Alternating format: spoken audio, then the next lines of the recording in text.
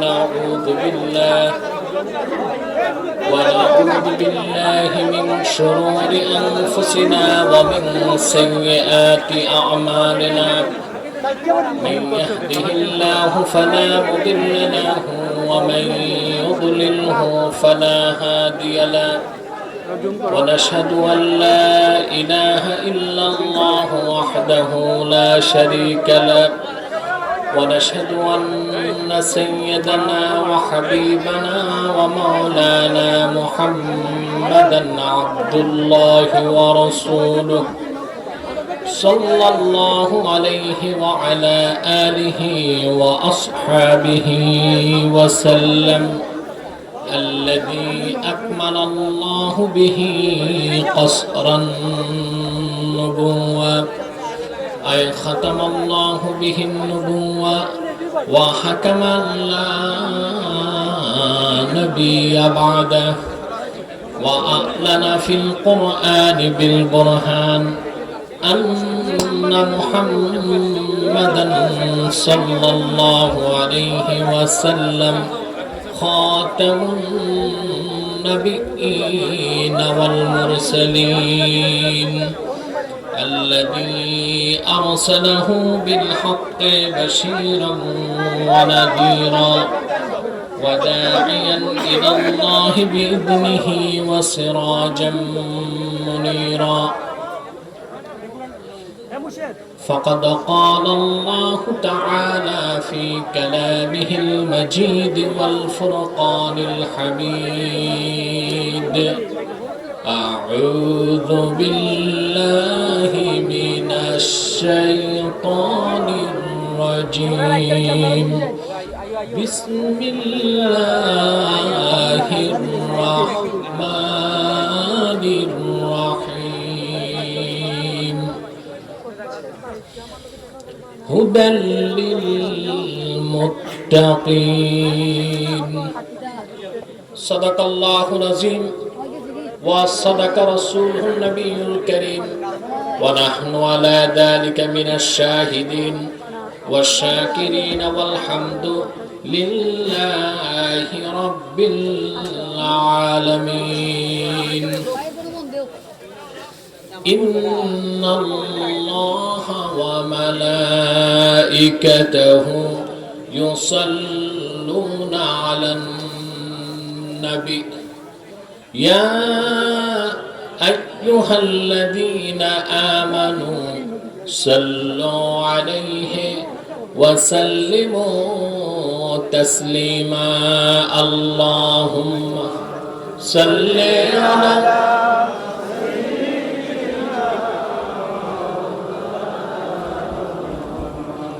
وعلى آله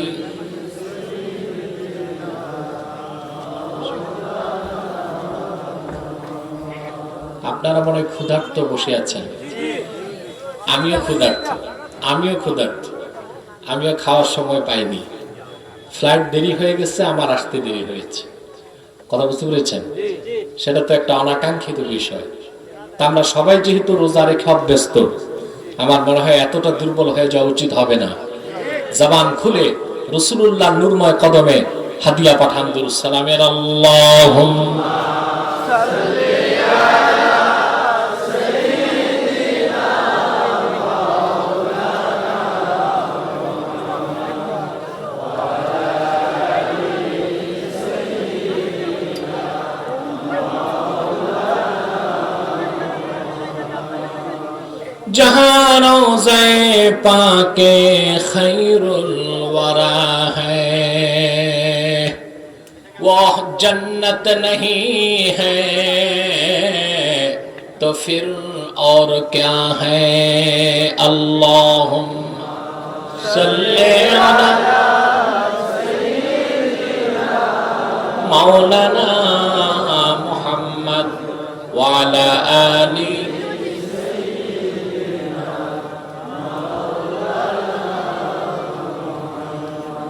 मदीने की हवा से जन्नती बू आती है, खा के पाके मदीना में नूर जन्नत जन्नत चमकती है अल्लाहुम्मा सल्ले अला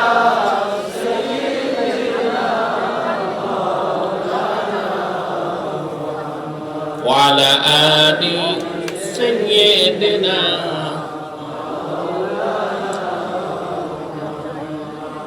मुहम्मदुन रसूलुल्लाह सल्लल्लाहु अलैहि वसल्लम खतमल्लाहु बिहिन नबुव्वा व हकमन ला नबिय्य बअदहु बलगल उला बिकमालिहि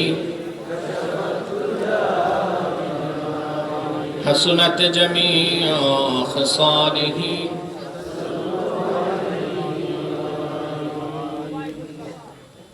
सप्तम वार्षिक इस्लामी सुन्नी महासम्मेलনের सम्मानित सभापति गाजी मोहम्मद शाहनवाज मिलाद बाराकाल्लाहु फी उमरी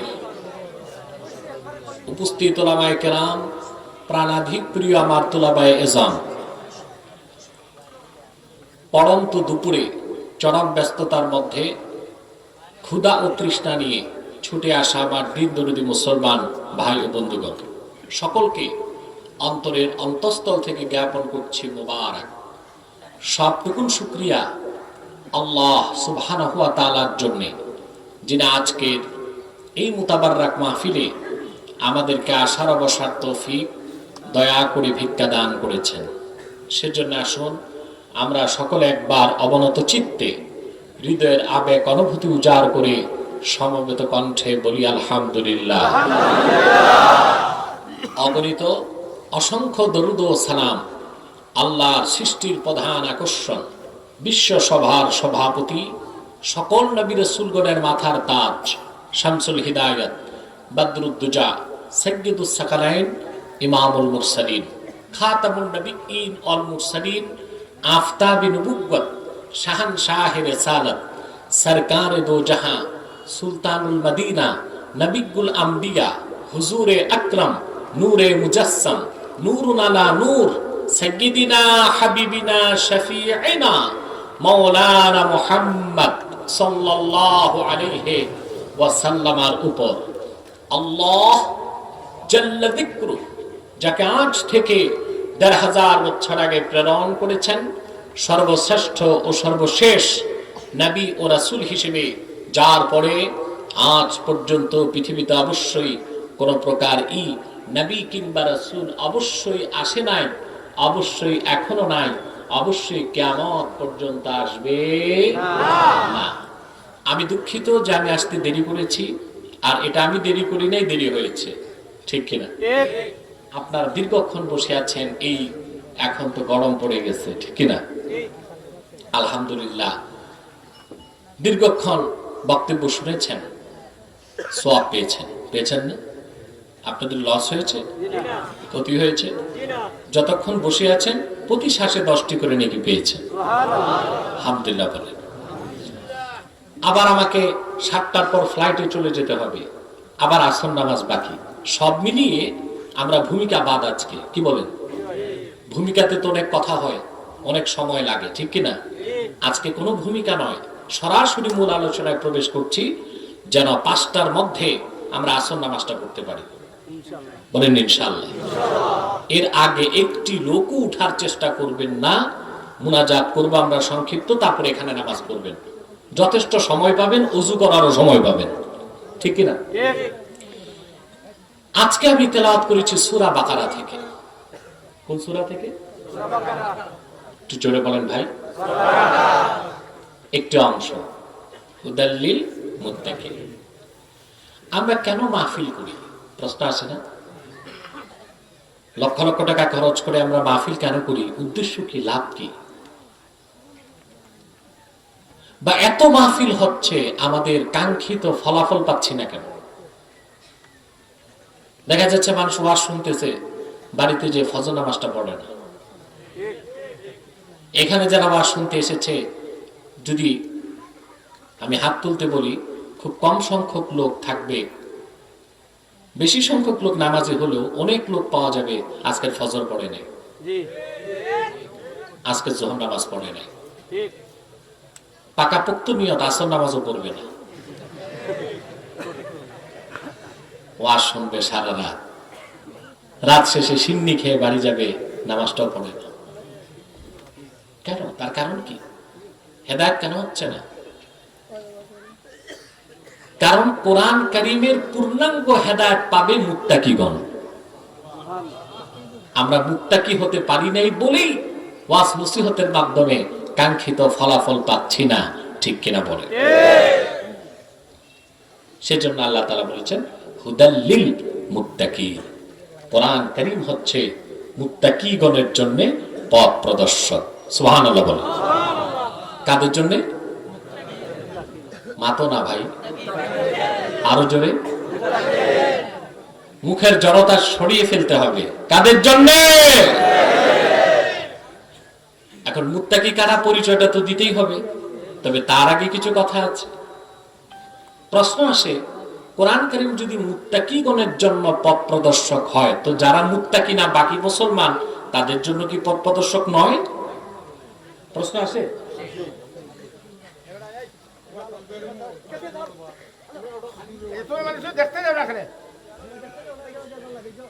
তোমরা ঝগড়া করতা না, পিছে যাও, পিছে যাও। আচ্ছা তোমরা বসে যাও, একটু সামনে এসে বসে। বজ্ঞা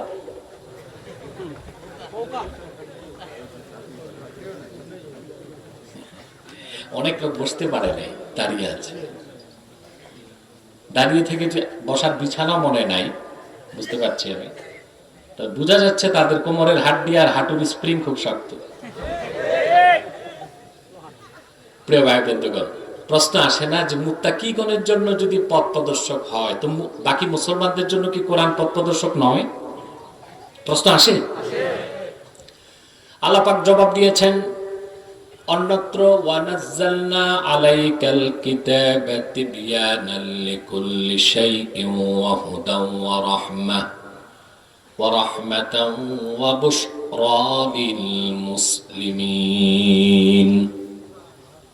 আল্লাহ পাক বলেন, মুহাম্মদ সাল্লাল্লাহু আলাইহি ওয়াসাল্লাম, এই কোরআন আপনার উপর নাযিল করেছি তিবয়ানাল লিকুল্লি শাই, সবকিছু সুস্পষ্ট ব্যাখ্যা হিসেবে। সুবহানাল্লাহ বলবেন। সব আছে কোরআন কারীমে, সব আছে। ইহকালীন কল্যাণ, পরকালীন মুক্তির জন্য যা দরকার, বুঝতে পেরেছেন?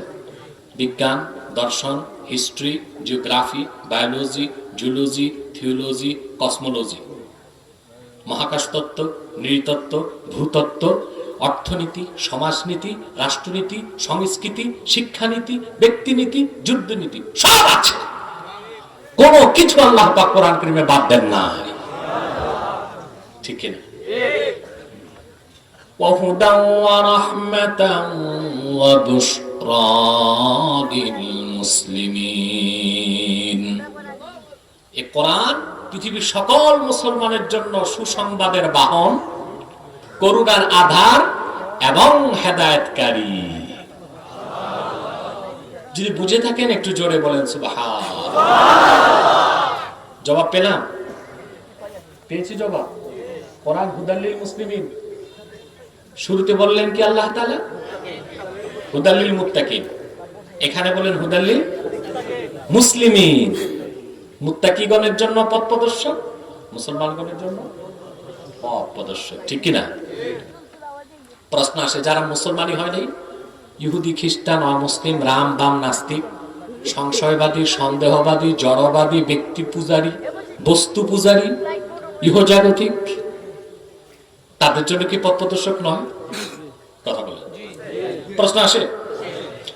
আল্লাহ পাক জবাব দিয়েছেন, শাহরু রমাদানাল্লাযী উনজিলা ফীহিল কুরআনু হুদাল লিন-নাসি ওয়া বায়্যিনাতিম মিনাল হুদা ওয়াল ফুরকান। হুদাল লিন-নাস, পৃথিবীর সকল যুগের, দেশের, বর্ণের, বংশের, গোত্রের মানুষের জন্য কোরআন পথ প্রদর্শক। যদি আল্লাহ কবুল করেন, ঠিক কিনা? চেষ্টা আমাদের, কবুল কে করবেন? আল্লাহ। আপনার মিডিয়াতে দেখেছেন ডক্টর জাফরুল্লাহ সাহেব আলহামদুলিল্লাহ তওবা করেছেন। তিনি পুরাপুরি নাস্তিক ছিলেন না, সংশয়বাদী ছিলেন। আলহামদুলিল্লাহ লাইভ শোতে আসার পর আমরা নূর নবী মুহাম্মদ সাল্লাল্লাহু আলাইহি সাল্লামের জুতা মোবারকের সদকা আমরা তাকে দলিল প্রমাণ দিয়ে কোরআন কারীম থেকে তুলে ধরেছি। আল্লাহ তাকে হেদায়েত করেছে।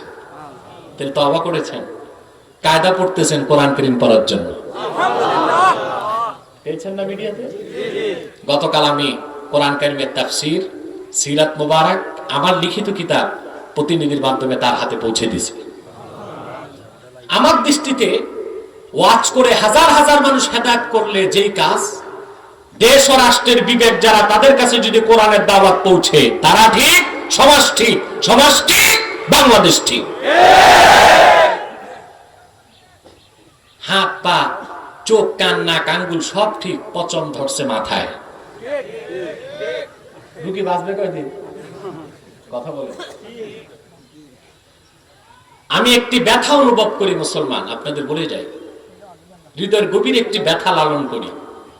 এই দেশে মসজিদের অভাব নাই, মাদ্রাসার অভাব নাই, পীর মুরিদি খানকার অভাব নাই, ওয়াজ মাহফিলের অভাব নাই, কিন্তু জনগণ এবং যারা নীতি নির্ধারক তাদের মধ্যে একটি শীতল যুদ্ধ আছে। কি আছে? ইসলামপন্থী আর রাষ্ট্রপন্থী।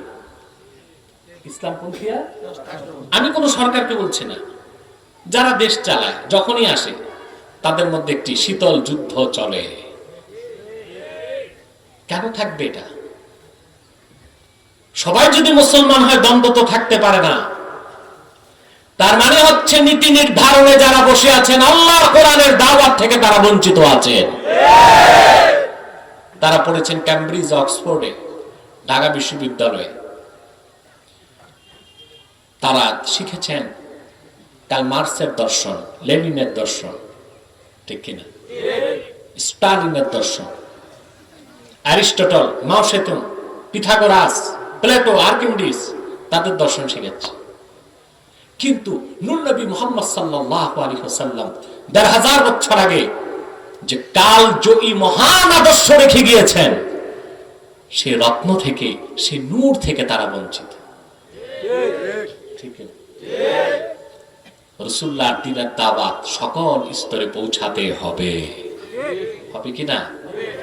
আর যখন তাদের সাথে আমরা বসি, সংশয়বাদীদের সাথে, তখন আমরা খুব নরম হয়ে বসি, বুঝলেন না? মাঠে আপনাদেরকে ধমক দিই, ঠিক কিনা? কারণ আপনাদের কলিজাও বড়, হৃদয়টাও শক্ত। আর ওনারা যারা বসেন আমার সাথে, সংশয়বাদীরা, ওনারা অনেকটা ফার্মের মুরগির মতো নরম হয়ে গেছে, পোল্ট্রির মতো। সেজন্য ওনাদেরকে খুব আস্তে সুস্তে নীরবে ধীরে ধীরে বুঝাবার চেষ্টা করা হয়। ধমকের চোটে হার্ট অ্যাটাক করতে পারে। কথা বুঝতেছে? কেন বললাম? অনেকে বলতেছে আব্বাস হুজুর ঠান্ডা হয়ে গেছে লাইভ শো দেখার পরে। আচ্ছা বলেন ভাই, সব জায়গায় কি গরমে চলে? কখনো গরম, কখনো নরম, কখনো জোরে, কখনো আস্তে। এটাই দাওয়াত ও তাবলীগের মানহাজ। কথা বুঝতে পেরেছেন? তাহলে কোরআন কারীম সকল যুগের, দেশের, বর্ণের, বংশের মানুষের জন্য হেদায়েতকারী। সুবহানাল্লাহ। যে কোরআনের হেদায়েত পাবে না, কে পাবে না? প্রশ্ন আসে না? দুইটা রোগ যার আছে, অন্ধ বধির। অন্ধ বধির। বধির বুঝেন? ধ্যানদা। আমাদের নারায়ণগঞ্জে বলে বয়রা। আপনার কি বলেন?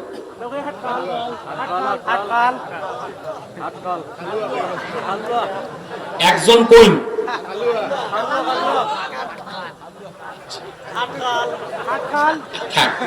এগুলো পরে শিখবো, আজকে সময় কম।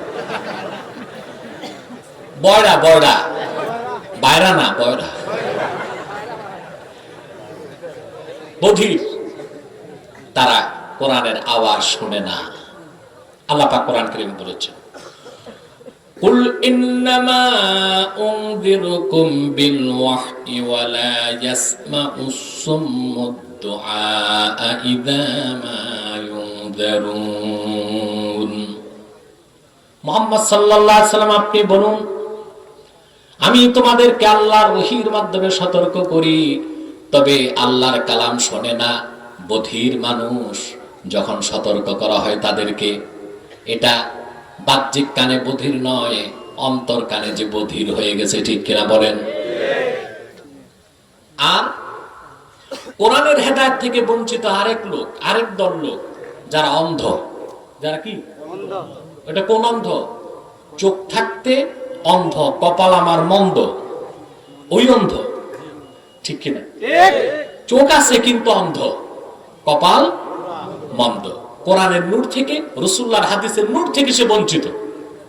কথা বুঝতেছেন? আরে কথা বলেন, বুঝতেছেন?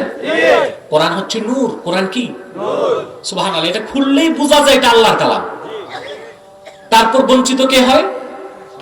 আল্লাহ পাক কোরআন কারীমে বলেছেন, وَمِنَ النَّاسِ مَن يُجَادِلُ فِي اللَّهِ بِغَيْرِ عِلْمٍ وَلَا هُدًى وَلَا كِتَابٍ مُنِيرٍ। কোরআনকে আল্লাহ বলেছেন কিতাবুম মুনির। কি বলেছেন? যে কিতাব নূর ছড়ায়। কি ছড়ায়? নূর ছড়ায়। যে কিতাব খুললেই বোঝা যায় এটা নূরে ভরা। তবে কোরআনের নূর দেখবে না সে যে অন্ধ। ওটা কোন চোখে অন্ধ? কপালের চোখে না, অন্তর চোখে অন্ধ। আল্লাহ বলেছেন, ওয়ালাকিন তাকমাল কুলুবুল্লাতী ফিস সুদূর। অবিশ্বাসীরা, হেদায়েত থেকে বঞ্চিত কাফেররা কপালের চোখে অন্ধ না, অন্তরের ভিতরে যে আমি চোখ রাখছি, বুকের ভিতরে, সেই চোখে তারা অন্ধ। ঠিক কিনা বলেন? তাহলে কোরআন কারীম সবার জন্য হেদায়েতকারী। সবার জন্য কি? জোরে বলেন, সবার জন্য কি? হেদায়েতকারী। একটি কথা মনে রাখবেন, নাস্তিকরা, সংশয়বাদীরা, ইসলাম বিরোধীরা আমাদেরকে অপবাদ দেয় আমরা সাম্প্রদায়িক। আমরা কি? না, মুসলমান সাম্প্রদায়িক নয়। এটা তোমাদের মিথ্যা অপবাদ। তোমরা দেখো, বাংলাদেশে মুসলমানদের বিরুদ্ধে সংগঠন আছে হিন্দু, বৌদ্ধ, খ্রিস্টান ঐক্য পরিষদ। ভারতেতে মুসলমান করতে পারতো হিন্দুদের বিরুদ্ধে, পারতো না? মুসলমান, বৌদ্ধ, খ্রিস্টান ঐক্য পরিষদ পারতো কিনা? করছে মুসলমান? কেন করে না? কোন মুসলিম সাম্প্রদায়িকতায় বিশ্বাসী নয়, সবার কল্যাণকামী হচ্ছে মুসলমান। ঠিক কিনা বলেন? আসল সাম্প্রদায়িক হচ্ছে অমুসলিমরা। আর মুসলমান সাম্প্রদায়িক হতে পারে না, কারণ আল্লাহ সকল সম্প্রদায়ের স্রষ্টা। মুহাম্মদ সাল্লাল্লাহু আলাইহি ওয়াসাল্লাম দ্বীন ইসলাম এনেছেন শুধু মুসলমানের জন্য নয়, সবার জন্য। আর কোরআনটা শুধু মুসলমানের হেদায়েতের জন্য আসে নাই, আসছে সবার জন্য। আর মুসলমান শুধু মুসলমানের জন্য নয়, এসেছে গোটা বিশ্ব মানবতার কল্যাণে। ঠিক কি না? আল্লাহ পাক কোরআন কারীমে বলেছেন, কুনতুম খায়রা উম্মাতিন উখরিজাত লিন-নাসি তা'মুরুনা বিল মা'রুফি ওয়া তানহাউনা আনিল মুনকার। উম্মতে মুহাম্মাদি তোমরাই শ্রেষ্ঠ জাতি। উখরিজাত লিন-নাস আই আখরাজাকুমুল্লাহু লিনাফইন নাস। গোটা মানব জাতির কল্যাণে আল্লাহ পাক তোমাদেরকে বের করেছেন। সুবহানাল্লাহ বলবেন না? তা'মুরুনা বিল মা'রুফ ওয়া তানহাউনা আনিল মুনকার। তোমরা সৎ কাজে আদেশ করবে, অসৎ কাজে বাধা দিবে। সুবহানাল্লাহ। এজন্য আমরা সাম্প্রদায়িক হতে পারি না, কারণ কোরআন সকল যুগের, দেশের, বর্ণের মানুষের জন্য হেদায়েতের জন্য এসেছে। বলেন সুবহানাল্লাহ। জোরে বলেন সুবহানাল্লাহ। কথা বুঝতেছেন? তাহলে আল্লাহ তাআলা তিনটি কথা কেন বললেন খেয়াল করেন। হুদাল্লিল মুত্তাকিন, হুদাল্লিল মুসলিমিন, হুদাল্লিন নাস। কোরআন সমস্ত মানুষের জন্য হেদায়েতকারী। কোরআন সমস্ত মুসলমানের জন্য হেদায়েতকারী। কোরআন সমস্ত মুত্তাকিগণের জন্য হেদায়েতকারী। আল্লাহ তাআলা কথাটা তিন ভাবে কেন বললেন? প্রশ্ন আসে না? শুরুতেই তো বলতে পারতেন হুদাল্লিন নাস, কোরআন মানব জাতির জন্য হেদায়েতকারী। ওই মানুষের মধ্যে তো সব আছে, মুসলমান, হিন্দু, বৌদ্ধ, খ্রিস্টান, আস্তিক, নাস্তিক সব আছে না? আপনার আপোষে কথা বলবেন না? মনোযোগ দিয়ে কথা শুনে। আল্লাহ বলতে পারতেন না হুদাল্লিন নাস? এটা না বলে হুদাল্লিল মুত্তাকিন শুরুতে বললেন কেন? শুরুতে হুদাল্লিন নাস বলে দিতে পারতেন, ওই মানুষের মধ্যে তো সবই থাকতো। তিনটি শ্রেণী কেন করলেন? প্রশ্ন আসে না? আমার ভাইয়েরা, তার প্রথম কারণ, ইসলাম শ্রেণী বিন্যাসকে বিলুপ্ত করে দিয়েছে। অর্থের মানদণ্ডে ইসলামে শ্রেণী বিন্যাস হয় না, বংশের মানদণ্ডে শ্রেণী বিন্যাস হয় না, ঠিক কিনা বলেন? ইসলাম শ্রেণী বিন্যাসকে, বর্ণের পরিচয়, বংশের পরিচয়, অর্থের পরিচয়, এগুলোর কোনো মূল্যায়ন ইসলামে নাই। ইসলাম শ্রেষ্ঠত্বের মানদণ্ড নির্ধারণ কি করেছে? আল্লাহর হাবিব মুহাম্মদ সাল্লাল্লাহু আলাইহি ওয়াসাল্লাম বিদায় হজ্জের ভাষণে সাহাবায়ে কেরামকে লক্ষ্য করে বলেছেন, লা ফাদলা লি আরাবিয়্যিন আলা আ'জামি ইল্লা বিত্তাকওয়া। কোন অনারবীর উপর কোন আরবীর কোন শ্রেষ্ঠত্ব নাই, কোন মর্যাদা নাই। শ্রেষ্ঠত্ব মর্যাদার মানদণ্ড হলো তাকওয়া। যে যত বড় মুত্তাকি, আল্লাহর ভয় যার ভিতরে যত বেশি, তার মর্যাদা তত বেশি। নাকি পয়সা যার বেশি তার মর্যাদা বেশি? আমরা তো পয়সা দিয়ে মর্যাদা দিই। এই জন্য বাংলাদেশে আলেম ওলামার মূল্যায়ন নাই, পয়সাওয়ালার মূল্যায়ন আছে। হারামখোর, সুদ খাইয়া, ঘুষ খাইয়া, আঙ্গুল ফুলে কলা গাছ, এটারে সালাম দেয় 7 বার, ঠিক কিনা? ঘুষ আর দুর্নীতির পয়সায় ধনী হয়ে গেছে। সুদখোর, ঘুষখোর মসজিদ কমিটির সভাপতি হয়, মাদ্রাসার সভাপতি হয়, মাহফিলে চিফ গেস্ট হয়ে যায়, যার আগা করাই হারাম পয়সা। তাহলে আপনারা তো তাকওয়াকে মূল্যায়ন করলেন না, পয়সাকে মূল্যায়ন করলেন, ঠিক কিনা বলেন? সেজন্য আপনাদের সমাজের কোনো পরিবর্তন আসছে না। যদি আপনারা তাকওয়াকে মর্যাদা দিতেন, পরহেজগারিতাকে মর্যাদা দিতেন, আল্লাহ ভীরু ব্যক্তিকে মূল্যায়ন করতেন, বাংলাদেশে কোনো মসজিদ, মাদ্রাসা, ওয়াজ কমিটিতে সুদখোর, ঘুষখোরের জায়গা হতো না। ভালো মানুষ কদর পেত, ভালো মানুষ মর্যাদা পেত। আজকে আলেম ওলামার কদর নাই। যখন তখন আলেম ওলামাকে হুমকি ধমকি দেওয়া হচ্ছে, ঠিক কিনা বলেন? এজন্য আপনারা দায়ী। আমাদের দেশে দেখেন না, ইমাম সাহেবের মূল্য নাই। বাজারে দারওয়ানের বেতন দেয় 10,000 টাকা, ইমাম সাহেবকে 3,500 টাকা। সত্য? আবার কি জানেন, সমাজে যেটা 420 নাম্বার, এইটা ওই ইমাম সাহেবের মসজিদে একটা ধমক দেয়, অথচ ঠিক মতো নামাজও পড়ে না। নিজের দোষটা খুঁজে না, দূরবীনটা ইমাম সাহেবের দিকে। খোঁজ নিলে দেখা যায় পেশাব করে পানি নেয় না, কিন্তু ইমাম সাহেবকে দেখে পানি নিছে কিনা, ঢিলা নিছে কিনা, ঢিলা নিয়ে আবার দৌড়াদৌড়ি করছে কিনা। নিজে পেশাব করে পানি না। শ্রেষ্ঠত্বের মানদণ্ড পয়সা নয়, ক্ষমতা নয়। ইসলাম শ্রেণীবিন্যাসকে বিলুপ্ত করে দিয়েছে। মর্যাদা, শ্রেষ্ঠত্বের মানদণ্ড হলো তাকওয়া, ঠিক কিনা বলে? তাকওয়ার ভিত্তিতে মূল্যায়ন করতে হবে আপনাকে, ঠিক কিনা? আপনারা তা করেন না। আপনাদের যত দর বেশি ছুটে যায় নির্বাচনের সময়, পয়সা যে বেশি দেয়, ওটা যদি কালা চোরও হয় ভোট দেয়। কথা বলেন? মানে অবস্থাটা এমন হয়ে গেছে, নোট দেঙ্গে ভোট মিলেঙ্গে, ঠিক কিনা? আপনারা সব ভুলে যান দরবেশি নির্বাচনের আগে। তাকওয়াবান পরহেজগার মানুষগুলোরে ভোট দেন না, ঠিক কিনা? যাদেরকে আপনারা নেতা বানান, নির্বাচিত করেন, সব অধিকাংশ তো বেনামাজি, সুদখোর, ঘুষখোর, কালোবাজারি, ঠিক কিনা? দুর্নীতিবাজ, বঞ্চক, টেন্ডারবাজ, কালোবাজারি, ইয়াবা ব্যবসায়ী, হেরোইন ব্যবসায়ী, গাঁজাখোর। যুবকরা এবার ঘুরে দাঁড়াও। আর মানব রচিত তন্ত্র মন্ত্র নয়, আল্লাহ, কোরআন, রাসূলুল্লাহর সুন্নাহ দিয়ে ব্যক্তি জীবন, পরিবার জীবন, সমাজ জীবন, রাষ্ট্র জীবনকে গঠন করার শপথ নিতে হবে।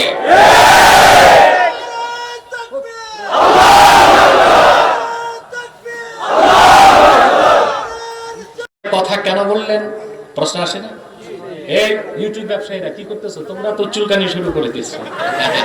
বসো না, আপনাদের চেহারা মোবারক ধরতেছে। আমারটা তো এতক্ষণ ধরছে না, আপনাদের চেহারা মোবারক ধরছে। ভাই বন্ধুগণ, না, ওদেরকে সুযোগ দিবেন, ওরাই তো আপনাদের মাহফিলটা ছড়াই দিচ্ছে, ঠিক না? মাঝে মধ্যে 2 নাম্বারই করে, বলি একটা, কাইটা ছাইটা আরেকটা।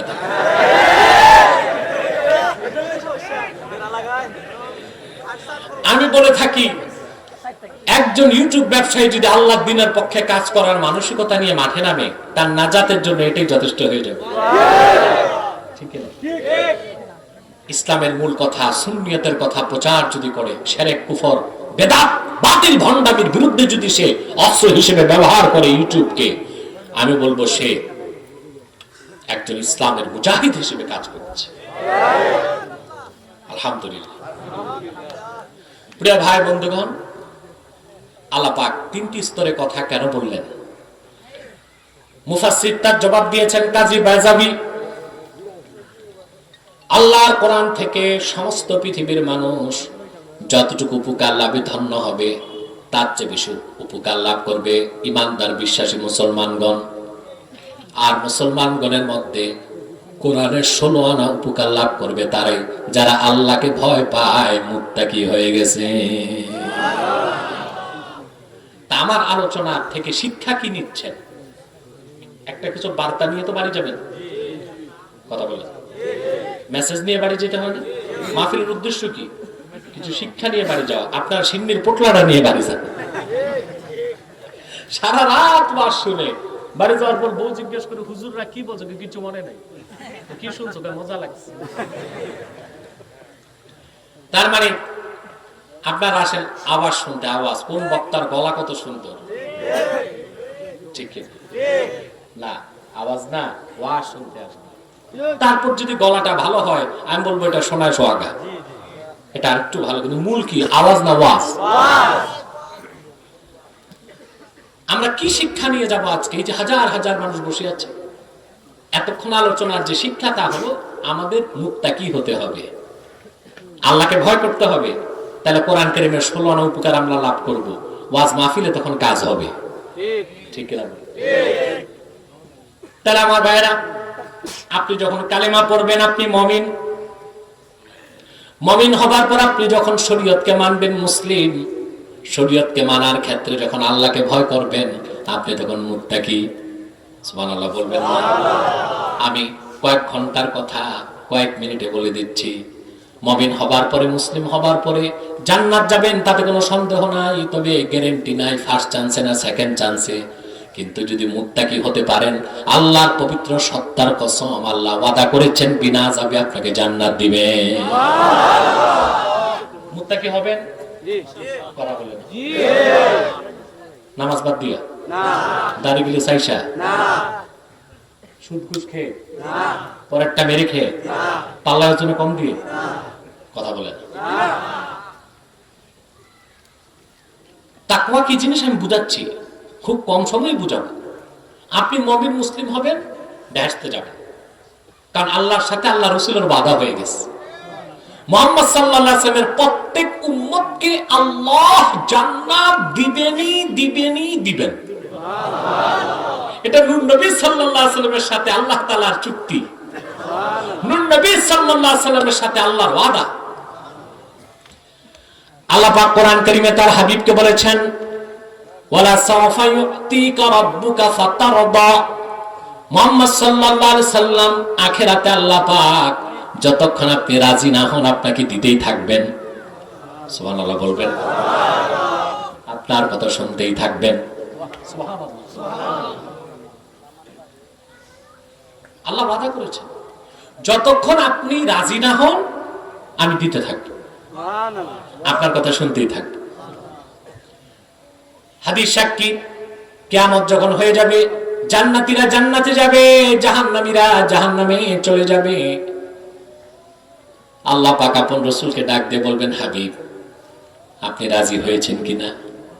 রাসূলুল্লাহ বলবেন, আল্লাহ পুরা রাজি হতে পারি নাই। আল্লাহ ডাক দিয়ে বলবেন, হাবিব,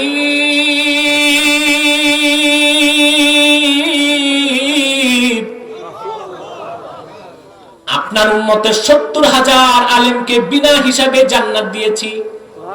70,000 সংখ্যায় 70 হতে পারে, কিংবা আধিক্য বুঝাতে পারে, হাদিসের দুটো অর্থই হতে পারে। আপনার উম্মতের যারা নেককার তাদেরকে কম হিসাব নিয়ে জান্নাত দিয়েছি। আপনার উম্মতের অনেক গুনাহগারকে আমি মাফ করে জান্নাত দিয়েছি, আর কি চান? আল্লাহর হাবিব বলবেন, আল্লাহ তুমি আমার সঙ্গে ওয়াদা করেছিলা কোরআন কারিমে, যতক্ষণ আমি রাজি না হই ততক্ষণ তুমি দিতেই থাকবা, আমার কথা শুনতেই থাকবা। আমার অসংখ্য ইমানদার উম্মত গুনার কারণে জাহান্নামে জ্বলছে, তাদেরকে জান্নাত দেবার আগ পর্যন্ত আমি রাসূল কেমন করে রাজি হব? আল্লাহ মালিক ফেরেশতাকে ডেকে বলবেন, মালিক জাহান্নামের দরজা খুলে দাও। আমার হাবিব মুহাম্মদ সাল্লাল্লাহু আলাইহি ওয়াসাল্লামের প্রত্যেক ইমানদার উম্মত যতই গুনাহ থাক, দীর্ঘকাল শাস্তি দিয়েছি, আর শাস্তি দিব না, এবার তাদের প্রত্যেককে জান্নাতের জন্য প্রস্তুত করো। মালিক ফেরেশতা বলবেন, রব্বুল আলামিন জাহান্নামে জ্বলতে জ্বলতে তাদের কারো হাঁটু পর্যন্ত জ্বলছে, কারো কোমর পর্যন্ত, কারো সিনা পর্যন্ত, কারো চেহারা পর্যন্ত। ওয়ালা তাকুলুন নারু সুওয়ারাহুম, ইবনে মাজাহ হাদিস সাক্ষী। আল্লাহর হাবিবের উম্মত যত বড় গুনাহগার হোক না কেন জাহান্নামে জ্বলবে ঠিক, চেহারায় কোনোদিনও আগুন লাগবে না। মুহাম্মদ সাল্লাল্লাহু আলাইহি সাল্লামের উম্মত আমরা জাহান্নামে গেলেও সম্মান পাবো। যত বড় গুনাহগার আপনি হন, যদি ঈমান নিয়ে যান, কি নিয়ে? ঈমান, শিরক কুফর না থাকে, কবিরা গুনাহ যতই করেন জাহান্নামে যাবেন, সব আগুনে জ্বলবে, কালেমা নূরের কারণে চেহারাতে আগুন লাগবে না। আল্লাহ বলবেন, সব বের করো। বের করা হবে। বলবে, আল্লাহ এখন কি জ্বলা পোড়া সহি জান্নাত দিব? আল্লাহ বলবেন, না। বুখারীতে হাদিস এসেছে, বেহেশতে একটা নহর আছে, তার নাম নাহরুল হায়াত। সে নহরে তাদের ঢেলে দেওয়া হবে, নতুন গোশত চামড়া হয়ে যাবে, হাসতে হাসতে বেহেশতে যাবে। শুধু তাদের কপালে লেখা থাকবে উতাকাউর রহমান, মুহাম্মদ সাল্লাল্লাহু আলাইহি সাল্লামের সুপারিশে রহমান তাদেরকে আজাদ করেছে। সব বেহেশতে চলে। কোথায় যাবে? আল্লাহর হাবিব আল্লাহকে ডাক দিয়ে বলবেন, ইয়া রাব কদ রাদিতু, ইয়া রাব মালিক রাজি হয়ে গেলাম, তোমার সাথে জাহান্নামের কোথাও আমার দিনের কালেমা করেছে এমন একজন উম্মত নাই। সব বেহেশতে। সুবহানাল্লাহ। তা আমরা প্রত্যেকেই বেহেশতে যাব, কিন্তু গ্যারান্টি নাই ফার্স্ট চান্সে না সেকেন্ড চান্সে। গ্যারান্টি তার রাসূলুল্লাহর উম্মত যে মুত্তাকি হয়ে যাবে, আল্লাহ ওয়াদা করেছেন ফার্স্ট চান্সে বিনা আযাবে তাকে জান্নাত দিবেন। আপনারা কে কে সেকেন্ড চান্সে বেহেশত চান? হাত উঠান। বুঝে নেই? বুঝে নাই না? কেউ কেউ ভাবতে পারেন যেহেতু সেকেন্ড চান্সের জান্নাত পাবো, তো ফার্স্ট চান্সে একটু জাহান্নাম ঘুরে ফিরে দেখলাম, আবু জেহেলে, নমরুদে, ফেরাউনে কই আছে। এরকম শখ আছে নাকি? না, আমরা ফার্স্ট চান্সে জান্নাত চাই। তাহলে আমাদের শুধু মুমিন মুসলিম হলে চলবে না, কি হতে হবে? মুত্তাকি। এই মুত্তাকির আরেক নাম হচ্ছে মুহসিন। আল্লাহ কোরআনে ওয়াদা করেছেন তাদেরকে জান্নাত দিবেন বিনা আযাবে। সুবহানাল্লাহ। কথা বুঝতেছেন? জি। খেয়াল করতেছেন? জি। আল্লাহ পাক বলেন, ওয়াসারিউ ইলা মাগফিরাতিম মির রাব্বিকুম ওয়া জান্নাতিন আরদুহাস সামাওয়াতু ওয়াল আরদ উইদ্দাত লিল মুত্তাকিন। আল্লাহ পাক বলেন, মুহাম্মদ সাল্লাল্লাহু আলাইহি সাল্লামের উম্মতকে আল্লাহ ডাক দিয়ে বলেন, ওয়াসারিউ ইলা মাগফিরাতিম মির রাব্বিকুম ওয়া জান্নাহ। সারা ইউসারিউ, মুসারাআ মানে প্রতিযোগিতার সাথে দৌড়ানো। তোমরা দ্রুত দৌড়াও তোমাদের রবের রহমতের দিকে, জান্নাতের দিকে। সুবহানাল্লাহ বলবেন না? যে জান্নাতের প্রশস্ততা আকাশ ও জমিনের প্রশস্ততার সমান। উইদ্দাত লিল মুত্তাকিন। এই জান্নাত আল্লাহ তৈরি করেছেন মুত্তাকি বান্দাদের জন্য। সুবহানাল্লাহ। ফার্স্ট চান্স পাবে জান্নাতে মুত্তাকিগণ। কারা মুত্তাকি হবেন? আল্লাহ বলেছেন হুদাল লিল মুত্তাকিন। আমাদের অন্তরে আল্লাহর ভয় নাই, মুত্তাকি হতে পারি নাই বলে ওয়াজ শুনি কিন্তু আমল করি না। বাংলাদেশে ওয়াজ মাহফিলও চলতেছে, সুদ ঘুষও চলতেছে, ঠিক কিনা বলেন? মানুষ হেদায়েত হচ্ছে না, কাঙ্ক্ষিত ফলাফল পাচ্ছে না। তার কারণ কি? আমরা যারা আলোচনা করি আমাদেরও যতটুক তাকওয়া থাকা দরকার অতটুক নাই। শ্রোতার আর কি থাকে, ঠিক কিনা? বক্তা বাড়ি থেকে বের হইতে গড়ে আজকে 3 মাহফিল 3 × 90, আর একটু যদি বাড়ানো যায় 1 লাখ টাকা পকেটে নিয়ে বাড়ি যাবে নাকি? মাহফিল নাকি 3টা, কয়টা? 3টা, 45 মিনিট করে ওয়াজ করে তারপরে বাড়ি থেকে গড়ে নেয় 3 × 90। আর একটু যদি ধমক টমক দিয়া কমিটিরে ভয় টয় দেখায় বাড়ানো যায় 1 লাখ। এই বক্তার ওয়াজে তাসির হবে কতটুকু? একেবারে যে হবে না তা না। এরকম বক্তাকে কিতাবে কি বলা হয়েছে জানেন? বলবো? মোমবাতি। মোমবাতি যেমন জলে সবাইকে আলো দেয় কিন্তু নিজে জ্বলতে জ্বলতে শেষ হয়ে যায়, এই রকম বক্তা সারা জীবন ওয়াজ করে, টাকা কামাই করতে পারে, 2-3টা বাড়ি করতে পারে, 3-4টা বিয়ে করতে পারে, কিন্তু তার কোনো উপকার হয় না, জনগণ কিছু উপকৃত হয়, ঠিক না? দেখছি যে বক্তাগুলো বাংলাদেশে ডাকাতি করে পয়সা নেয়। কি করে ডাকাতি করে পয়সা নেয়? আগে কন্ট্রাক্ট 20,000, মাহফিলের দিন 60,000, কত হইল? তারপর কমিটিকে কষ্ট দিয়া টাকা নেয়। তারা খুব একটা কিছু দুনিয়াতে করতে পারেনি, কয়েকটা বাড়ি করেছে, দামি একটা গাড়ি, আর 2-4টা বিয়ে করতে পারছে। মানে 2-4টা বললাম, কত বুঝাচ্ছে? আর কাজের কাজ কিছু না, আল্লাহর কাছে মর্তবা পায় না, সারা জীবন ওয়াজ করার সওয়াব পায়, আর না জনগণের ভালোবাসা পায়।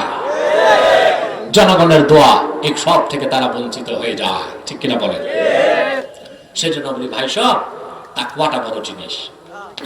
আলোচক যিনি বক্তা, তার যদি তাকওয়া থাকে, আল্লাহর কসম তার কথায় 100 জনের মধ্যে 50 জন হেদায়েত পাবে। আমাদেরও তাকওয়া নেই, আপনাদেরও তাকওয়া নেই, সেজন্য এত ওয়াজ মাহফিল হচ্ছে, আমাদের কাঙ্ক্ষিত পরিবর্তন হচ্ছে না, ঠিক কিনা? তা আমাদের কি হতে হবে? মুত্তাকি। কি হতে হবে? মুত্তাকি।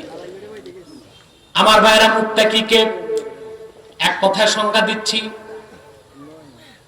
আল্লাহর ভয় অন্তরে পোষণ করার পরে যে ব্যক্তি গুনার কাজগুলো ছেড়ে দিবে, বুঝেন নাই? ইমতিসালুল আওয়ামির ওয়া ইজতিনাবুন নাওয়াহি, এটা তাকওয়া। ঈমান আনার পরে আল্লাহ আল্লাহ রাসূলের হুকুমগুলোকে যে মেনে নিবে আর গুনার কাজ ছেড়ে দিবে, এর নাম তাকওয়া। এই তাকওয়া যার ভিতরে চলে আসে তারই নাম মুত্তাকি। আল্লাহর ভয় ছাড়া মানুষকে ভালো করা যায়? বলেন না। আপনারা গণতন্ত্র চর্চা করেন 40 বছর হয়েছে, কত বছর? আর যুক্তরাষ্ট্রে গণতন্ত্র চর্চা হচ্ছে 240 বছর। সেই দেশে আইন কানুনের কি অবস্থা আমরা দেখছি। মার্কিন যুক্তরাষ্ট্রে প্রেসিডেন্টের পালা বদলে ট্রাম্পপন্থী ড্রামপন্থী, ট্রাম্প আর বাইডেন 2 গ্রুপ মারামারি করে ক্যাপিটাল হিলে 4 জন মানুষকে জায়গায় মেরে ফেলছে, ঠিক কিনা? আমি চিন্তা করছি বাংলাদেশের ভাইরাস ওখানে কেমনে গেল? তবে আমরা তাদের চেয়ে ভালো আছি। আমাদের গুলিস্তান ও মারামারিতে এইভাবে জায়গায় মানুষ মেরে ফেলা হয় না। ক্যাপিটাল হিলে ওরা নাকি ভদ্র, ওরা নাকি সভ্য আমেরিকানরা। আইনের শাসন, গণতন্ত্রের চর্চা, মানবাধিকারের ফেরিওয়ালা। দেখছেন অবস্থা? ক্ষমতা নিয়ে 2 দলে মারামারি করে অস্ত্র ছাড়া জায়গায় 4 জন শেষ। শুনছেন না আপনারা? আইন দিয়ে মানুষকে ভালো করা যায় না। আইন কি জন্য? Check and balance. আইন দিয়ে মানুষ ভালো করা যায় না। দেশে আইন আছে, শিক্ষা আছে, মানুষ ভালো হচ্ছে না কেন? কারা বাংলাদেশে দুর্নীতি করছে? শিক্ষিত মানুষরা দুর্নীতি করছে, মূর্খ লোক দুর্নীতি করতে পারে না। নীতি নির্ধারণ যারা করে তারাই দুর্নীতি করছে, শিক্ষা তাদের দুর্নীতি থেকে বাঁচাতে পারে না। কারা ধর্ষণ গণধর্ষণ করছে? স্কুল কলেজ বিশ্ববিদ্যালয়ের ছাত্ররা করছে, শিক্ষা তাদেরকে গণধর্ষণ থেকে বাঁচাতে পারে না। যে শিক্ষা দাও, এই শিক্ষায় মানুষ ভালো হবে না, কোনোদিন ভালো হবে না। শিক্ষা হচ্ছে উৎপাদনমুখী শিক্ষা। কি শিক্ষা? শিক্ষা হতে হবে আখিরাতমুখী শিক্ষা। শিক্ষা হতে হবে তাকওয়া ভিত্তিক শিক্ষা, যে শিক্ষা মানুষকে মানুষের অন্তরে আল্লাহর ভয় তৈরি করবে, কবর হাসর নসরের জ্ঞান দিবে, পরকালে আল্লাহর সামনে দাঁড়াতে হবে। এই বোধ বিশ্বাস যে শিক্ষায় নাই, সেই শিক্ষা মানুষকে মানুষ বানায় না, পশুর চেয়ে নিকৃষ্ট বানায় দেয়। অতএব আইন দিয়ে, প্রশাসন দিয়ে দেশকে ঠিক করা যাবে না। দেশ, জাতি, সমাজ, রাষ্ট্রকে ঠিক করতে হলে প্রাইমারি থেকে বিশ্ববিদ্যালয় পর্যন্ত তাকওয়া ভিত্তিক আখিরাতমুখী শিক্ষাকে বাধ্যতামূলক করতে হবে। এই আওয়াজ উঠান আপনারা। লাখো কণ্ঠে এই আওয়াজ যখন উঠবে, শিক্ষা কমিশন এবং সরকার বাধ্য হবে কোরআন হাদিসের শিক্ষাকে প্রাইমারি থেকে বিশ্ববিদ্যালয় পর্যন্ত বাধ্যতামূলক করতে, ঠিক কিনা বলেন? তাছাড়া ব্যক্তি, সমাজ, রাষ্ট্র কোনো ঠিক কিনা বলেন? আর 10 মিনিট, ঠিক আছে ইনশাআল্লাহ। আমি প্রায় বিষয়টা গোছায় ফেলেছি আলহামদুলিল্লাহ। 10 ঘন্টা ওয়াজ শুনলেন, কিছু বুঝলেন না, তার চেয়ে ভালো 1 ঘন্টা শুনলেন, বুঝলেন, মানবেন, ঠিক কিনা? এটা ভালো না? কথা বলেন আমার ভাইয়েরা। আল্লাহর ভয় ছাড়া মানুষ অন্যায় কাজ ছাড়তে পারে না। পারে? উসুদুল গাবা বিখ্যাত একটি কিতাব, রাসূলুল্লাহর পুণ্যবান সাহাবীগণের জীবনী যেখানে আলোচনা করা হয়েছে, সেখানে এসেছে 7ম খণ্ডে, যতটুকু আমার মনে পড়ে, 2য় খণ্ডে হযরত ওমর রাদিয়াল্লাহু তাআলা আনহুর কলিজার টুকরা সন্তান আব্দুল্লাহ বিন ওমর রাদিয়াল্লাহু তাআলা আনহু মক্কা শরীফের মধ্যে হাঁটতেছেন। এমন সময় দেখলেন পাহাড়ের উপর থেকে একজন রাখাল বকরির পাল নিয়ে নামতেছে। হাজার হাজার বকরি দেখে আব্দুল্লাহ বিন ওমরের কৌতূহল জাগলো, বকরি নিয়ে কোথায় যায়। তিনি রাখালকে জিজ্ঞেস করলেন, তুমি কোথায় যাচ্ছ? রাখাল বলল, আমি মরুভূমিতে যাচ্ছি বকরিগুলোকে নিয়ে যাবার জন্য। আব্দুল্লাহ বিন ওমরের লোভ জাগলো একটি বকরি কেনার জন্য। তিনি বললেন, বিগনি শাতাম মিনাল গানাম, ওরে রাখাল, তোমার বকরি থেকে একটি বকরি আমার কাছে বিক্রি করো। রাখাল জবাব দিল, ইবনে ওমর, আমি বকরির রাখাল, মালিক নই, মালিক তো একজন আছে, তার অনুমতি ছাড়া একটি বকরি বিক্রি করা তো আমার জন্য জায়েজ হবে না। আছে ভূত বিশ্বাস আমাদের? আছে? কই আছে? আমাদের যারা সরকারি চাকরি করে তাদের কথা হলো সরকার কি মাল দরিয়া মে ঢাল, ঠিক না? সরকার কি মাল দরিয়া মে ঢাল। আর এখন হচ্ছে সরকার কি মাল সুইস ব্যাংক মে ঢাল। কোথায় ঢাল? সরকার কি মাল সুইস ব্যাংক মে ঢাল, ঠিক কিনা? পয়সা পাচার হয়ে যায়। বাংলাদেশ ব্যাংকে মনে জিনবুট ঢুকে, হঠাৎ টাকাগুলি উধাও হয় কই, তা তো বোঝা যায় না। আরে মিয়া, এটা জিনবুট ঢুকে না, জিনবুট এত চোর হয় না, এই মানুষ চুপি জানোয়ার গুলো জিনবুটের চেয়ে খারাপ হয়ে গেছে। দেশের টাকা, দশের টাকা লুটপাট করে, দুর্নীতি করে কোথায় ভরতেছে? সুইস ব্যাংকে ভরতেছে, ঠিক কিনা বলে? পরে দেখা যায় না দেশবাসী খাইলো না ওরা খাইলো, এটা ইহুদিদের পেটে যায়। সুইস ব্যাংক পরিচালনা করে ইহুদিরা। কারা? আর ইহুদিরা হচ্ছে পৃথিবীর সবচেয়ে বড় প্রতারক জাতি। ওরা বানরের ভূমিকা পালন করে। কিসে? আমরা ইংরেজি সাহিত্যে র্যাপিড রিডারে একটা গল্প পড়েছিলাম, 2 ইঁদুরে একটা পাউরুটি চুরি করছে। কি? ব্রেড চুরি করছে। এখন ভাগ করবে, 2 ইঁদুর চুরি করছে তো সমান ভাগ করতে হবে না? কথা বলেন। চলো বানরের কাছে যাই। গেছে বানরের কাছে, বানরে বলতেছে, বস এটা ভাগ করে দেন। বানরকে পাইছি সুযোগে, বুঝলেন তো? 2 টুকরা করে দাঁত করে, একটা তো বড় হয়ে গেছে, আচ্ছা একটু ছোট করে দিই, বানর একটু খায়। বলে তাহলে তো এই বাম হাতেরটা আবার বড় হয়ে গেছে, আর একটু ছোট করে দিই, খায়। এই ভাগ করতে করতে পুরা ব্রেড গেছে বানরের পেট। আমার দেশের দুর্নীতিবাজ আমলা কামলা রাজনীতিবিদরা দেশের টাকা চুরি করে সুইস ব্যাংকে ঢালে, আর সুইস ব্যাংকের টাকা ইহুদিদের চক্রান্তে ইসরায়েলের তেল আবিবে জমা হয়। এজন্য আমি বলছি, আগে কথা ছিল সরকার কি মাল দরিয়া মে ঢাল, এখন সরকার কি মাল সুইস ব্যাংকে ঢাল, ঠিক কিনা বলে? যুবকরা আর কতদিন এই দুর্নীতি দেখবা? বন্ধ করতে চাও? কথা বলে না। তাহলে আর সমাজবাদ পুঁজিবাদ নয়, খোলাফায়ে রাশিদের রাজনৈতিক আদর্শকে চর্চা করলে চুরি, ধর্ষণ, দুর্নীতি, সন্ত্রাস, সহিংসতা মুক্ত একটি বাংলাদেশ গঠন করা সম্ভব হবে। সেজন্য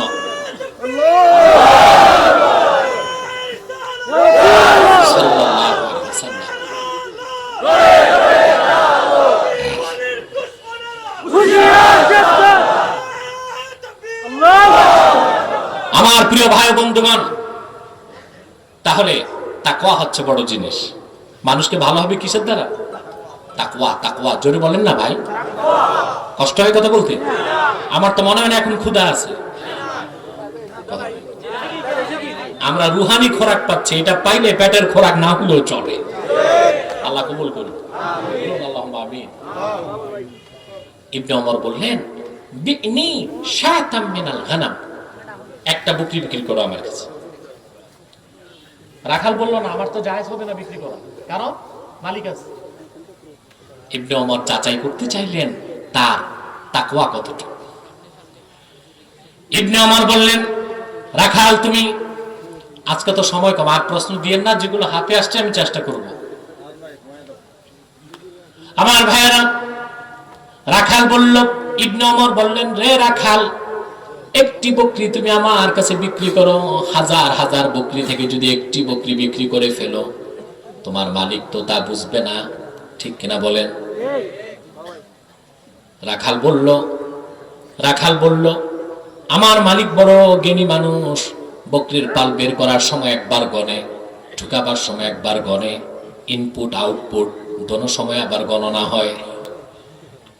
ইবনে ওমর বললেন, তুমি বকরি বিক্রি করে টাকা পকেটে রেখে দিবা, জিজ্ঞেস করলে বলে দিবা কাদ আকালা হাদ্দিবু, একটা বকরি বাঘে খেয়েছে।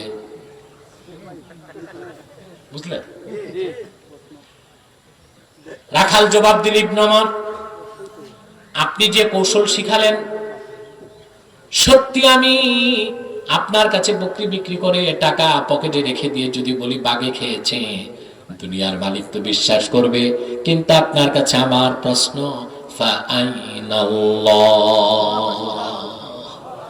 মালিকুল আমলাক, সকল মালিকের যিনি মালিক, সে আল্লাহ রাব্বুল আলামিনের চোখ কেমন করে ফাঁকি দিব? সুবহানাল্লাহ। এর নাম তাকওয়া। এর নাম কি? তাকওয়া। যে সরকারি কর্মকর্তার ভিতরে এই টেন্ডেন্সি থাকবে, উনি সুদ খাবে, ঘুষ খাবে, ফাইল ঠেকাবে, কথা বলে না, করবে? যে ব্যবসায়ীর ভিতরে এই বোধ বিশ্বাস থাকবে, তিনি কি ওজনে কম দিবে, খাদ্যে ভেজাল মিশাবে, কথা বলে না, করবে? এর নাম তাকওয়া। এর নাম কি? এই তাকওয়া যখন আপনার অন্তরে আসবে, আপনি হবেন মুত্তাকি। কি হবেন? আল্লাহ বলেছেন, হুদাল্লিল মুত্তাকিন। সাদাকাল্লাহুল আযীম ওয়া সাদাকা রাসূলুহুন নবিয়ুল কারীম ওয়া নাহনু আলা যালিকা মিনাশ শাহিদিন ওয়া শাকিরিন আলহামদুলিল্লাহি রাব্বিল আলামিন। তেলাওয়াত আমার ছোট ভাই করে, ইনশাআল্লাহ আরেকদিন শোনাবো, আমিও শোনাবো, ছোট ভাইও শোনাবে। আজকে আমাকে নামাজ বাকি, তারপরে আবার শোনাবো ইনশাআল্লাহ, মন ভরে তোমাদের শোনাবো, আবার সময় বেশি করে নিয়ে। এখন আমার কাছে এখন প্রশ্ন উত্তর দিয়ে মুনাজাত। বসো বসো, নামাজ বাকি, নামাজ বাকি।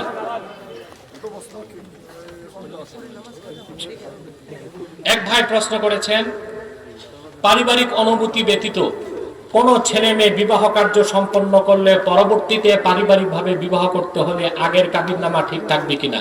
হ্যাঁ, কোনো সমস্যা নেই, ঠিক থাকবে কাবিননামা। আবার যে তাজদিদে নিকাহ করে তাতে সমস্যা নেই, ওটা বরং ভালো। জামাতের নামাজের পর ইমাম যখন উচ্চ স্বরে মোনাজাত করেন, এতে অন্যান্য মুসল্লি যারা রাকাত মিস করেন, তাদের নামাজের সমস্যা করণীয় কি? ইমাম সাহেব বেশি উচ্চ স্বরে মোনাজাত করা উচিত না, আস্তে আস্তে মোনাজাত করবে। মেলা বান্নিতে দোকান দিয়ে টাকা উপার্জন জায়েজ কিনা, এটা কি?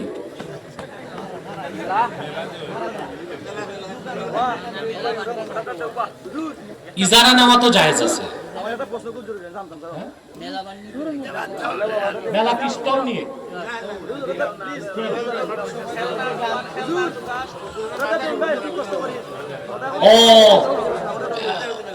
বিভিন্ন মাজারে যে মেলা হয় না, যে মাজারগুলোতে শিরকি কাজ হয়, ওখানে যাওয়া, মেলা, খেলা কিছুই জায়েজ নেই।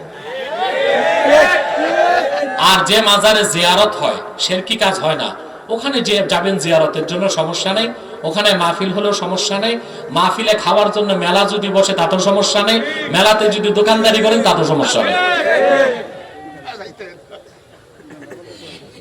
আপনার টক শুনিয়ে প্রশ্ন তুলেছে এক বক্তা, নাম দিছে, আমি নাম বলবো না। এই বক্তাকে বাংলাদেশের 10% মানুষ চিনে, আমি নাম বললে 100% লোক চিনবে। এইরকম শোনেন শোনেন শোনেন শোনেন শোনেন শোনেন শোনেন এই বক্তাগুলো, এই যে বক্তাগুলোর নাম বলছেন, এরা একসময় আমাকে কদমবুচি করত। শুধুমাত্র আমি শিরক কুফরের বিরোধিতা করার কারণে তারা এখন পাগল হয়ে গেছে। আমি তাদের জন্য দোয়া করি, যদি সংশয়বাদী নাস্তিকরা হেদায়েতের পথে আসে, ইনশাআল্লাহ তারাও একদিন হেদায়েতের পথে আসবে। আমি তাদেরকে গালি দিব না, আমি তাদের বিরোধিতা করব না, আমি তাদের জন্য দোয়া করব।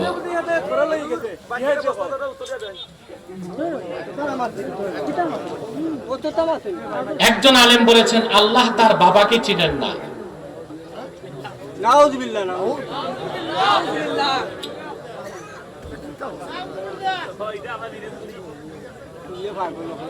মুর্শিদ চিনেন, তাই বিপদে তিনি মুর্শিদের নাম নিয়ে সাহায্য চান। এক কথায় তিনি তুফানের সময় মুর্শিদের সাহায্য চান। এই কথা যে বলেছে সে কাফের হয়ে গেছে, সে মুশরিক, তাকে তওবা করতে হবে, নতুবা তাকে মুসলমান বলার কোনো সুযোগ নেই। কোন কাফির কি মুসলমানের ভাই হতে পারে? কাফের যারা, তারা কি খাতমে নবুয়তের আন্দোলনে শরীক হতে পারবে? দেখুন, কাফের কখনো মুসলমানের ভাইও হবে না, বন্ধুও হবে না। তবে কাফেরের প্রতি আমাদের সদয় দৃষ্টি থাকবে, সেজন্য হেদায়েতের পথে আসে। আর খাতমে নবুয়তের আন্দোলন সহ দিনের যে কোনো কাজে যদি তারা শরীক হতে চায়, তাদের আর্থিক সাহায্য নেওয়া যাবে না, দৈহিক শ্রম নেওয়া যাবে, এই জন্য যেন তারা কোনো এক সময় হেদায়েতে আসে।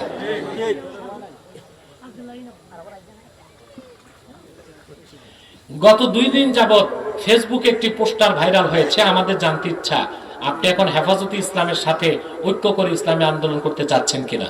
শুধু হেফাজতে ইসলাম কেন ভাই, মাসলাক যার যার, ইসলাম সবার।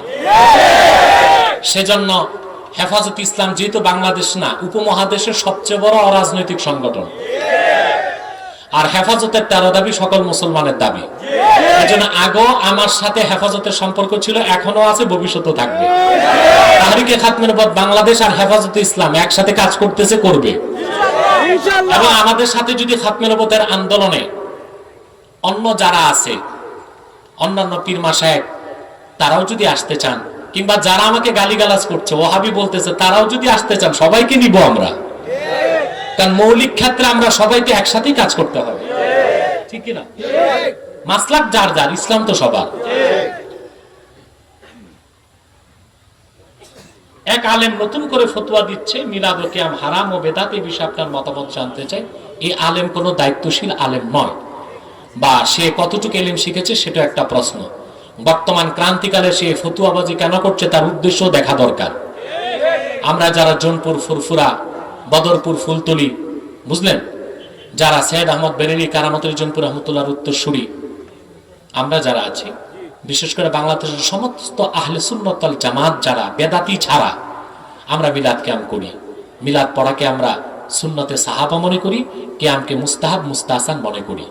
কিন্তু কেউ যদি না করে তাকে আমরা কিছু বলি না, কারণ মুস্তাহাব মুস্তাহসান না করার কারণে কাউকে শাস্তি দেবার কোনো প্রয়োজন নেই। কিন্তু যারা হারাম বলবে, বেদাত বলবে, তাদেরকে আমরা ফিতনাবাজ এবং গোমরা মনে করি, তাদেরকে আমরা সংলাপের ভিত্তিতে সংশোধন করতে চাই। আর এই যে আলেম, এই আলেমটা আমার মনে হয় না কোনো মূল ধারার আলেম। সে হয়তোবা বিতর্ক সৃষ্টি করে ভাইরাল হতে চায়, কিংবা কারো কাছে পারচেজ হয়েছে উম্মতের মধ্যে ফিতনা সৃষ্টি করে আলেম সমাজকে বিভক্ত করে দিতে। কারণ আলেম সমাজ বিভক্ত হলে সুযোগ পাবে কাফের মুশরিক বেঈমানরা। আমি আসেন একটু দুরূদ সালাম পড়বো 1 মিনিট, তারপর ইনশাআল্লাহ মুনাজাত করব মহব্বতে। সাল্লাল্লাহু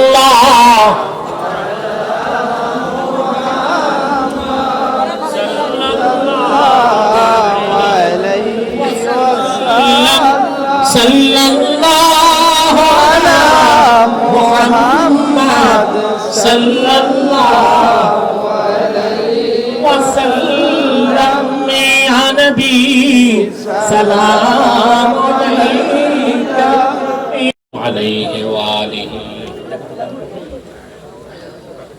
আগামী 14ই মার্চ বেতাবপুর পশ্চিম মাঠ মাহফিলে আমি আসবো ইনশাল্লাহ। বেতাবপুর চিনেন? বেতাবপুর ইনশাল্লাহ রাতের বেলায় আসবো। আপনারা সবাই আগে যাওয়ার চেষ্টা করবেন, পারবেন না ইনশাল্লাহ? আমি আরো বেশি কথা শোনাবো আপনাদেরকে। আমার লিখিত দারসুল হাদিস সিরিজ 1 পাওয়া যাচ্ছে। 3টি হাদিসের ব্যাখ্যা একটি কিতাবে। যারা পারেন স্টেজের বাম পাশ থেকে নিয়ে নেবেন ইনশাল্লাহ। আমি দোয়া চাই আমার প্রিয় সংগঠন তাহরিকে খাতমে নবুয়ত বাংলাদেশের কর্মী যারা এখানে উপস্থিত আছে, বিশেষ করে আমার শ্রদ্ধেয় বদরুল শামীম আজাদ, কোথায় আজাদ, মৌলভীবাজার উপদেষ্টা আব্দুল খালেক সাহেব আছে আলহামদুলিল্লাহ। আমরা তার জন্য দোয়া করব। মাওলানা শামীম নবীগঞ্জের হয়েছে, সদস্যরা এসেছে, তাদের জন্য দোয়া করবেন। মাহফিলটির জন্য এই আজাদ সাংবাদিক খুব কষ্ট করছে, তার জন্য দোয়া করবেন। আল্লাহ তাআলা যেন তার সাংবাদিকতা হকের পক্ষে, আহলে সুন্নতের পক্ষে তাকে কাজ করার তৌফিক দান করেন। মাহফিলটির জন্য সহযোগিতা করেছেন যুক্তরাষ্ট্র প্রবাসী এক বোন, আপনাদের এলাকার বোন, তার বাবার জন্য দোয়া চেয়েছে। ফারহানা তার বাবার জন্য দোয়া চেয়েছে। আপনারা দোয়া করবেন। নজির মিয়া আছে এখানে। আচ্ছা, নজির মিয়া তার আব্বা ইন্তেকাল করেছে, আমি জিয়ারত করব। তো আচ্ছা, হারুনের আব্বা, হারুনকে আচ্ছা আমি দোয়া করব সবার জন্য ইনশাআল্লাহ। যুবকরা ইসলামী ইসলামী যুব সংঘের যারা আছে আমার ভাইগুলো, তাদের সবার জন্য দোয়া হবে। রব্বানা তাকাব্বাল মিন্না ইন্নাকা আনতাস সামিউল আলিম ওয়া তুব আলাইনা ইন্নাকা আনতাত তাওয়াবুর রহিম। আল্লাহ তাআলা আজকে সুন্নি মহাসম্মেলনে দিনের বেলা হাজার হাজার তোমার বান্দা, তোমার হাজার হাজার নেককার বান্দা, পর্দার আড়ালের মা বোন নিয়ে হাত তুলেছি। এতগুলো মানুষের মধ্যে যার দুটো হাত তোমার ভালো লাগে, তার দুটো হাতের বিনিময়ে আমাদের জীবনের সব গুনাহ তুমি মাফ করে দাও। রব্বুল আলামিন, হৃদয়ের গভীর থেকে দোয়া করি আল্লাহ, তোমার আখিরি নবী নূর নবী আমার মুহাম্মদ সাল্লাল্লাহু আলাইহি ওয়াসাল্লাম আজ থেকে ১৫০০ বছর আগে দুনিয়া থেকে বিদায় নিয়েছেন। হায়াতুন নবী হিসেবে জান্নাতুল ফেরদাউস রওজা মুবারকে বিশ্রাম নিয়েছেন। জীবনে একবার তোমার আখিরি নবী নূর নবী আমার মুহাম্মদ সাল্লাল্লাহু আলাইহি ওয়াসাল্লামের জান্নাতুল ফেরদাউস রওজা মুবারকে উপস্থিত হয়ে গো আল্লাহ, তোমার হাবিবের নূরের কদমে দরুদ ও সালামের হাতিয়া দেবার আগে আল্লাহ তুমি ডাক দিও না। একবার বা একাধিকবার যারা সোনার মদিনায়, নূরের মদিনায় যদি পেরেছি আল্লাহ, জীবনে বারবার যাবার জন্য তাদের কপাল, তাদের দরজা তুমি খুলে দাও আল্লাহ। হৃদয়ের গভীর থেকে দোয়া করি মাবুদ, তোমার আখিরি নবী নূর নবী আমার হযরত মুহাম্মদ সাল্লাল্লাহু আলাইহি ওয়াসাল্লামের নূরের চেহারা মোবারক স্বপ্নে একবার দেখে গো আল্লাহ, জান্নাত ওয়াজিব হবার আগে তুমি ডাক দিও না। একবার বা একাধিকবার যারা তোমার আখিরি নবী নূর নবী মুহাম্মদ সাল্লাল্লাহু আলাইহি ওয়াসাল্লামের নূরের চেহারা মোবারক স্বপ্নে দেখার সৌভাগ্য লাভ করেছে, জীবনে বারবার দেখার জন্য আল্লাহ তাদের কপালটা তুমি সোনার কপাল বানায় দাও আল্লাহ। আমাদের অনেকের বাবা নাই, অনেকের মা নেই, অনেকের বাবা মা একজন নাই। যত মানুষের বাবা মা দুনিয়া থেকে বিদায় নিয়ে অন্ধকার কবরে চলে গেছে আল্লাহ, সকল মুসলমান বাবা মার কবরকে তুমি জান্নাতের বাগান বানায় দাও আল্লাহ। এই মাহফিলের জন্য যারা ধন দিয়েছে, মন দিয়েছে, প্রবাস থেকে টাকা পাঠিয়েছে, নৈতিক সমর্থন দিয়েছে, দৈহিক শ্রম দিয়েছে, বুদ্ধিবৃত্তিক চিন্তা করেছে, প্রত্যেকের ধনমন কবুল করে মাহফিলকে কবুল করে নাও। আমাদের জিন্দেগীর গুনাহ মাফ করে দাও, আমাদের মনের আশা পূরণ করে নাও। আল্লাহুম্মা ইন্না নাতাওয়াসসালু ইলাইকা বিওয়াসিলাতি হাবিবিকাল মুহতারাম নাবিয়্যিকাল খাতিম সাইয়্যিদিনা ইমামিনা মুহাম্মদ ইবনে আব্দুল্লাহ নবিয়্যিল্লাহ রাসূলিল্লাহ সাল্লাল্লাহু আলাইহি ওয়াসাল্লাম আল্লাযী আকমালতা বিহি কসরান নুবুওয়া ওয়া হাকামতা লা নাবিয়্যা বা'দাহু وأعلمت في القرآن بالبرهان أن محمدا صلى الله عليه وسلم خاتم النبيين والمرسلين قبل 1500 سنة وصلى الله تعالى على خير خلقه نبينا محمد نور الله وعلى آله وصحبه أجمعين برحمتك يا أرحم الراحمين. السلام عليكم ورحمة الله.